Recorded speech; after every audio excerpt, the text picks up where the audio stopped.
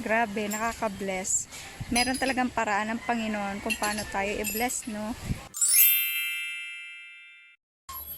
Hi guys, good morning. So, today, we're going to have kamote.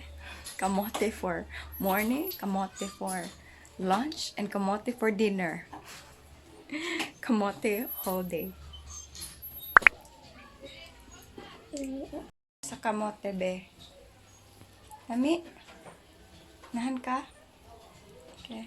So guys, tilapia. Kuha nilang Tio Alex. Grabe na kuha. Tinirito sa buhay para dagad. So this is our pancit for dinner, guys. Made by my husband. Grabe. Grabe na to dinner. So guys, I just made this video for you today. I hope this will be up soon. Sumoni siya guys, gabi ha. Inaana ka, resourceful ang mga tao, no? Nabuok, ate. Sudan na ni. Yeah, grabe na to, besh.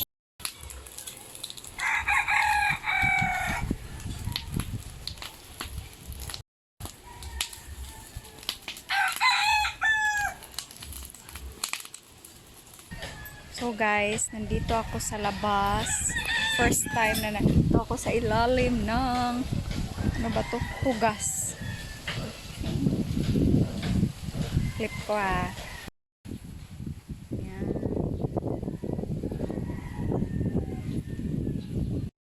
Akong papa kay busy kayo.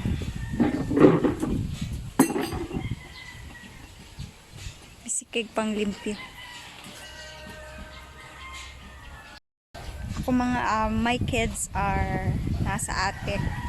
They're sleeping and hi guys pala, how are you? How are you doing? How are you coping up? I hope you're all fine. Hopefully mano-normal na yung ano natin, no? Hoping and praying for that. And laki ng ano ko guys. Mga grabe yung mga nangyayari dito, but so far okay na yon. Yung quarantine pass, parati na lang quarantine pass. Oh my god, hindi na tayo magto-talk about it. Basta dito muna. Wala, matutulog ako. Char. Ang daming kuha ng tiyo ko guys na mga tilapia para pang ulam na din yun. Grabe, nakaka-bless. Meron talagang paraan ng Panginoon kung paano tayo i-bless, no?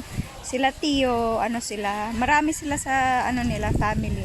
Kaya kailangan din gumawa ng paraan para magkaulam. So, super blessed kasi nakakuha sila ng maraming isda. What's your name? Anday mong name? This is my niece pala, guys. Siya yung umano sa akin dito. Nagpuli. Nangita siya og nami monkey. Yay! So ito yung mga ingredients for ano, binignit, kamote, sago. Yan, at saka ano, ito, yan. Excited. Si Lola yung ano nito, guys. So, if ever na kaya kong ipakita yung process, I will. Pero, if wala rin. See you later. Wow, awang binignit ni Lola, guys.